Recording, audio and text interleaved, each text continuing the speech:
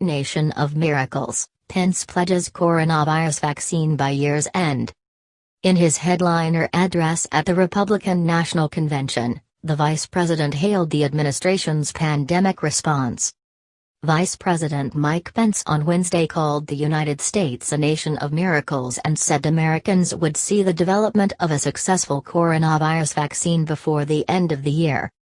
In his headliner address on the third night of the Republican National Convention, Pence hailed the Trump administration's management of the pandemic and repeatedly sought to paint Joe Biden, the Democratic presidential nominee, as a pessimist who could not realize the country's potential. Last week, Joe Biden said that no miracle is coming, Pence told supporters in his speech at the historic Fort McHenry in Baltimore. "Well, what Joe doesn't seem to understand is that America is a nation of miracles," he said. "And I'm proud to report that we're on track to have the world's first safe, effective coronavirus vaccine by the end of this year." Pence's timeline comes as President Donald Trump continues to push the Food and Drug Administration to speed up its approval of a COVID-19 vaccine, a pressure campaign that public health experts warn could have dangerous consequences. But Pence, who has overseen the federal government's coronavirus response, appeared intent on Wednesday on emphasizing only the positive when it came to the pandemic. "After all the sacrifice in this year like no other, all the hardship, we're finding our way forward again," he said. Pence mourned for all the families who have lost loved ones to COVID-19 and praised the heroic teachers and faculty and staff who are helping the administration open up America again.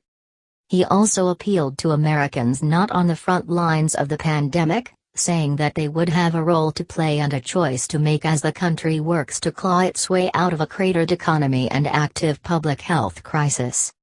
On November 3, you need to ask yourself, who do you trust to rebuild this economy? Pence said. A career politician who presided over the slowest economic recovery since the Great Depression? Or a proven leader who created the greatest economy in the world? Pence went on to level more incendiary attacks at his predecessor, calling the former vice president a cheerleader for communist China and a Trojan horse for a radical left. "The hard truth is, you won't be safe in Joe Biden's America," he said. But at the heart of Pence's critique of Biden was an attempt to recast the Democratic nominee as the candidate of doom and gloom. Pence referenced Biden's dire assessments of the pandemic, his comments about the country's systemic racism, and his reported opposition to the 2011 raid that killed Osama bin Laden. At the root of Democrats' agenda is the belief that America is driven by envy, not aspiration, Pence said, adding that Biden would set America on a path of socialism and decline. Where Joe Biden sees American darkness, Pence said, we see American greatness. Of course, Pence also spent ample time in his address discussing the top of the Republican ticket, seeking to provide voters a first-hand account of Trump's performance in office. Pence said he has been able to work closely with the president when the cameras are off, and dismissed Trump's abrasive language as a sign of deeply held conviction. "If you want a president who falls silent when our heritage is demeaned or insulted, he's not your man," Pence said, making an implicit mention of Trump's controversial comments about Confederate imagery.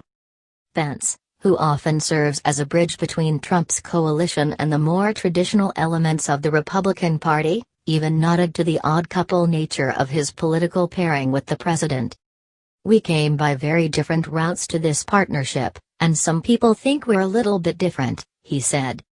Throughout it all, Pence remained unfailingly deferential to the president on the penultimate night of a convention that has put on vivid display Trump's dominance of the modern GOP. Introducing his 87-year-old mother, Nancy, early in his address, the vice president remarked that sometimes, "I think I'm actually her second favorite candidate on the Trump-Pence ticket."